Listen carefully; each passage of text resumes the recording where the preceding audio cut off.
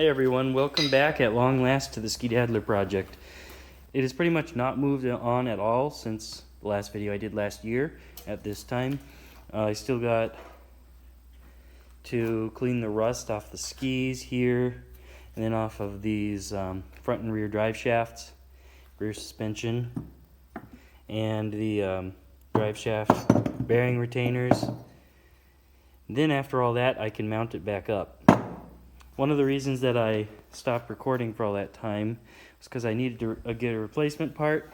Here it is. This is my original front drive shaft right here. The problem with this is that, I don't know if you can tell, probably not from the video, but it has a bad bend in it, and there was no way I'd get it straight. So I had to purchase a drive shaft. Fortunately, I found a guy who had one who was willing to let it go for a reasonable price. Now I have that, and clearly before I put the new drive cogs on, I want to get the rust off just to make sure it doesn't continue to rust in the future. So let's get to that. Alright, so what I'm going to do first is take it apart, because there's no point trying to paint it with all this still on there. Okay, so I want to take this rear suspension apart here before trying to clean it up. Let's see if I can do that.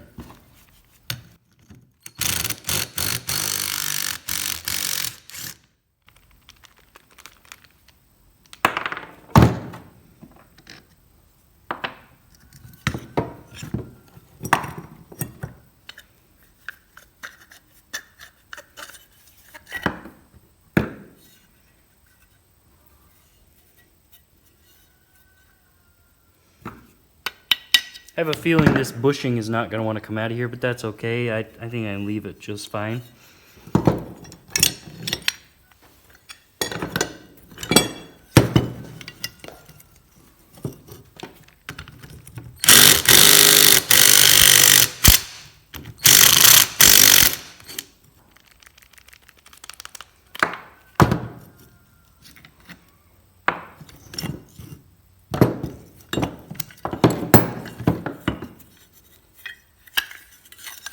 A couple days ago, I coated this in penetrating oil, or else this probably wouldn't be coming apart at all. The rust on this is really thick.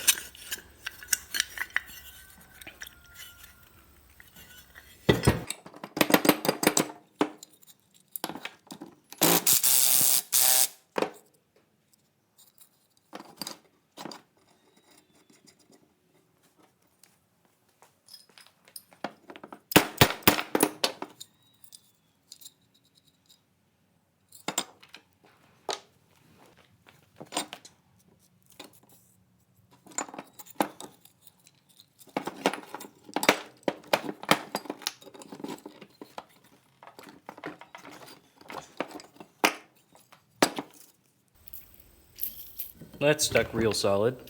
You're gonna have to give it some penetrating oil and let it soak for a while.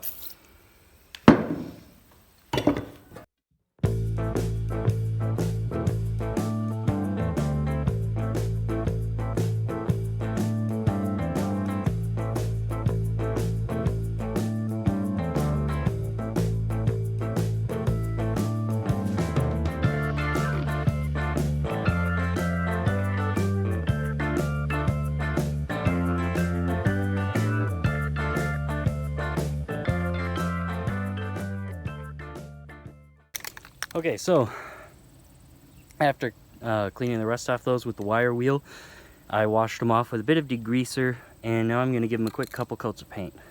Again, as I said in last year's video when I was doing this with other parts of this machine, I'm not trying to get them to look perfect. I'm not trying to get a museum quality finish or anything like that. My intent here is to protect these skis and other parts from continuing to rust so that they would just deteriorate as I was using the machine. So this is just basically rust protection right here.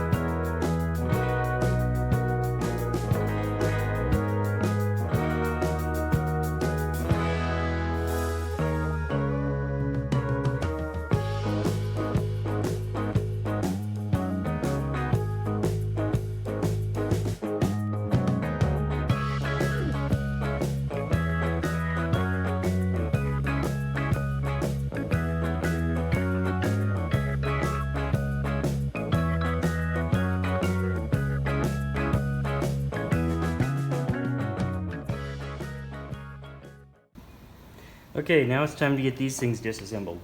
I ended up pulling the bearings last night, but I didn't end up getting it filmed, so all I had to do is use a standard 3-arm puller, and I just pulled the bearings right off both ends.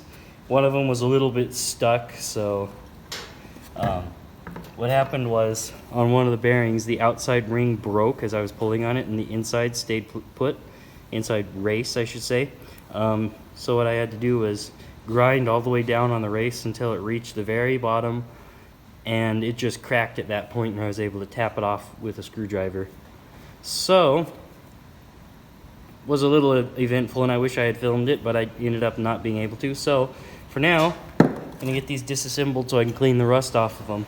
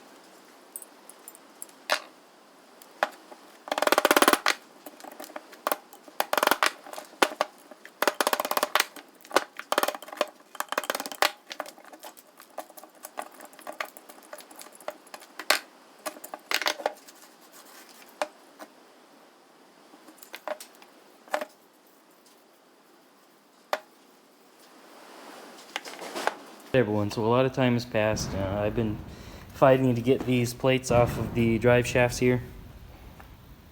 Eventually what I ended up having to do, since let's see, it was the front drive shaft here was far too rusted to get the plates off without destroying them, and as you can see I bent these a little.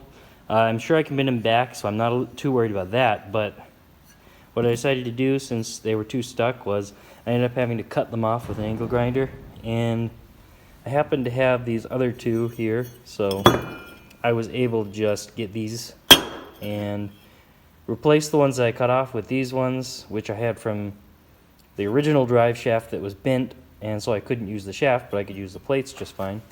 So at this point I got the plates off and both drive shafts cleaned up.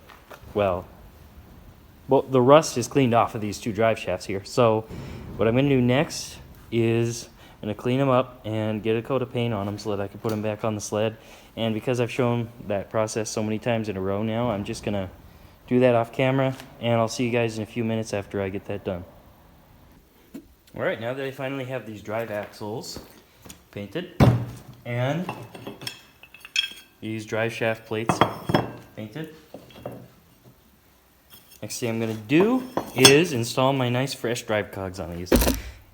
And this machine, as well as most other ski daddlers, will fit, well, most other ski daddlers with the 15-inch tracks will fit these 9-tooth and 9-hole Skidoo drive cogs. This is the same kind that goes on various different sleds like the Skidoo Elan and other models like that. They're very widely available, being reproduced nowadays, so let's start putting this together. Just put on a drive cog and a plate. I'm going to reuse the original hardware because I don't feel like going to the hardware store before I put this back together. And if I tried to do this all by hand, I'd be here all day, so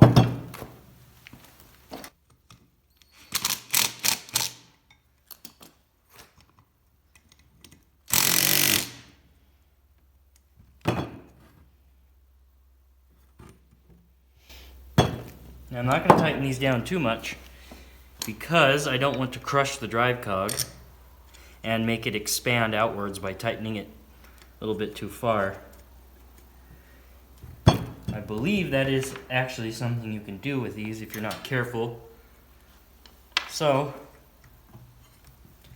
just going to tighten them a little.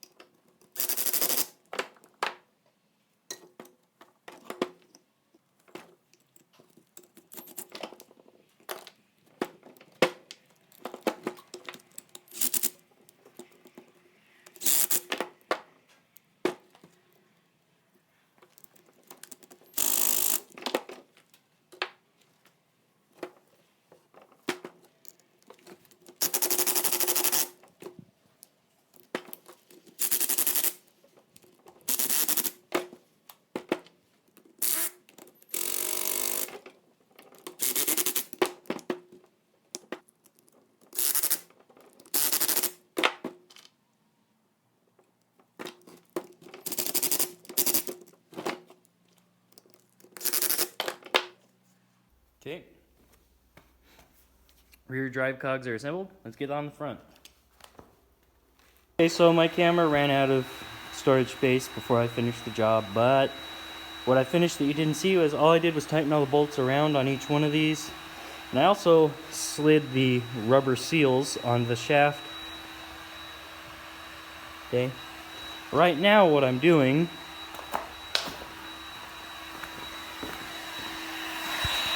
is using a heat gun to warm these bearings up so it'll go on a little easier, because I don't actually have a press here, so I got to do it this way.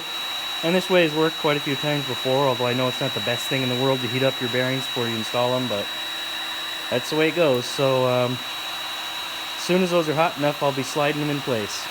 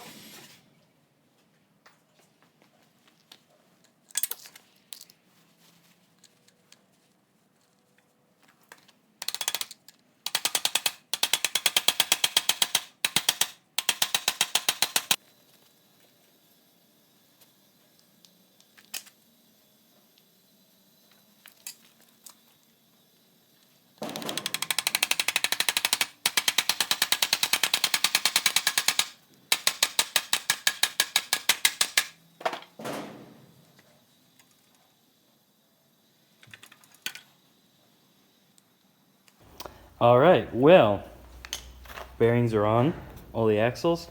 I regretted having to, hit them so hard with the hammer, because it's a little hard on the bearings, but unfortunately it was the only way they were going to go on, so now they're on, and they seem to be in fine shape.